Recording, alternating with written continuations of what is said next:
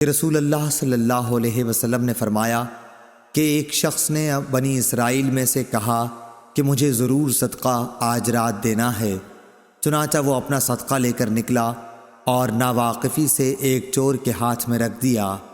صبح ہوئی تو لوگوں نے کہنا شروع کیا کہ آج رات کسی نے چور کو صدقہ دے دیا۔ اس شخص نے کہا کہ اے اللہ، تمام تعریف تیرے ہی لیے ہے، آج رات میں پھر ضرور صدقہ کروں گا۔ چنانچہ وہ دوبارہ صدقہ لے کر نکلا اور اس مرتبہ ایک فاحشہ کے ہاتھ میں دے آیا۔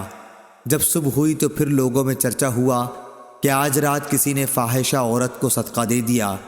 اس شخص نے کہا اے اللہ، تمام تعریف تیرے ہی لیے ہے، میں زانیہ کو اپنا صدقہ دے آیا، اچھا آج رات پھر ضرور صدقہ نکالوں گا۔ چنانچہ اپنا صدقہ لیے ہوئے وہ پھر نکلا اور اس مرتبہ ایک مالدار کے ہاتھ پر رکھ دیا۔